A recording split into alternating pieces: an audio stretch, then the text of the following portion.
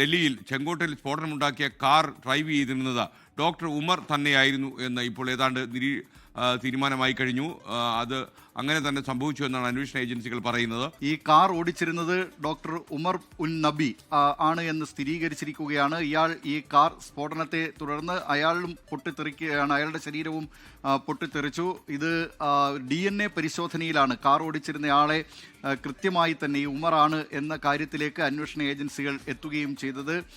ഉമറിൻ്റെ അമ്മയെ ഉൾപ്പെടെ ഈ ഡൽഹിയിലേക്ക് കൊണ്ടുവന്നാണ് ഇതിൻ്റെ DNA സാമ്പിൾ ശേഖരിച്ചിരുന്നത്.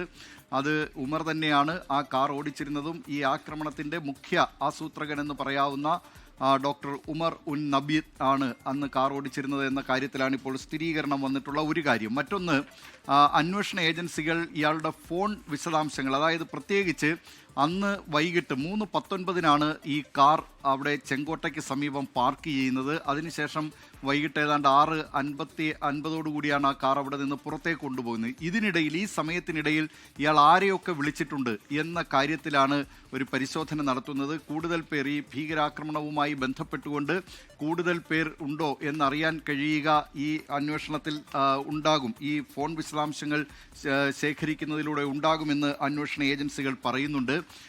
മറ്റൊന്ന്, 8 പേരാണ് ഇതിനിടെ ഈ സംഭവവുമായി ബന്ധപ്പെട്ട് അറസ്റ്റിലായിട്ടുള്ളത്. ഇതിൽ 7 പേരും കശ്മീർ സ്വദേശികളാണ്. മറ്റ് 7 പേർക്ക് പുറമേ അറസ്റ്റിലായിട്ടുള്ള ഡോക്ടർ ഷൈൻ സയ്യിദാണ്.